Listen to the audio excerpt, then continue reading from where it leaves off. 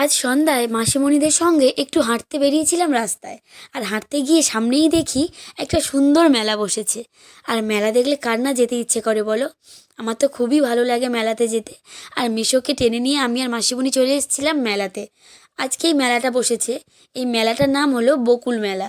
আর দেখো কত দোকানপাতিও বসে গেছে। এদিকে অনেক কসমেটিক্সের দোকান, মিকি মাউস ট্রেন মানে যেগুলো চড়ে আর কি, সেগুলোও বসেছে। বাইরে অনেক কটা খাবার দোকান বসেছে, ভিতরেও দেখলাম পাপড়ি চাট, ফুচকা এগুলোও বসে গেছে। আর কসমেটিক্স সত্যি মানে দোকানের সামনেই গেলে কিনতে ইচ্ছে করে অনেক কসমেটিক্সের জিনিসপত্র। অনেক দিকেই এই কসমেটিক্সের দোকান বসেছে। সব থেকে বেশি চোখে পড়লো এই কসমেটিক্সেরই দোকানগুলো। আর প্রায় দোকানে অনেক জন মিলে দাঁড়িয়ে কসমেটিক্স কিনছে।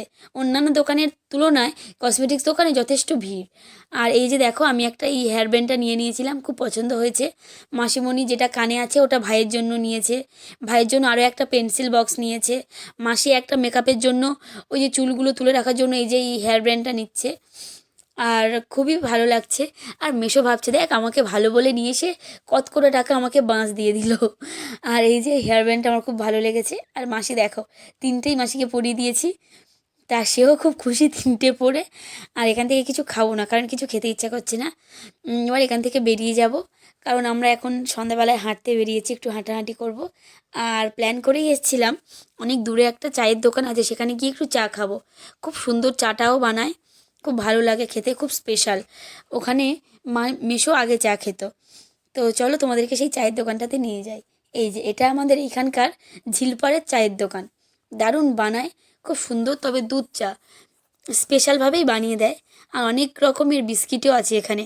আপাতত বিস্কিটটাই খাচ্ছিলাম, চাটা করতে একটু দেরি হচ্ছিল। এই যে সবেমাত্র চা হলো। আর এই যে চাটা দিতেই তোমাদেরকে খেয়ে জানাচ্ছি, দাঁড়াও কেমন হয়েছে চাটা। আর সত্যি এখানে চাটা খুব ভালো হয়। ওই জন্য সন্ধ্যা থেকেই এখানে অনেকেই চায়ের ভিড় পড়ে যায় খাওয়ার জন্য। দাঁড়াও চাটা খাই, গরম তো, খেয়ে বলছি কেমন হয়েছে। হ্যাঁ, অসাধারণ হয়েছে চাটা, খুব ভালো হয়েছে। আর পুরো অন্ধকার জায়গা তো, তাই তোমরা ভালো করে দেখতে পাচ্ছ না। আর ওখান থেকে চা খেয়ে বেরিয়ে এসেছি এই মন্দিরটাতে। এই মন্দিরটা তোমরা আমার আগের ভিডিওতেও দেখেছো। এটার নাম ত্রিপুরা মন্দির। খুব সুন্দর, কি সুন্দর করেছে দেখো মন্দিরটা। চারিদিকে ফুলের বাগান। আর মন্দিরটাও একদম ঝলকাচ্ছে রঙের, মানে এত সুন্দর রং করেছে। তারপর লাইটের ফোকাসে দারুণ লাগছে মন্দিরটা। এখানে আর বেশিক্ষণ থাকবো না, এবার বেরিয়ে যাব বাড়িতে। অনেকক্ষণ বেরিয়েছি, সেই সন্ধ্যা 6টায় বেরিয়েছি, এখন 8টা মতো বাজে। তো দেখো ফাইনালি চলে এসেছি বাড়িতে। তো চলো আজকে মিনি ব্লগটা এই পর্যন্ত।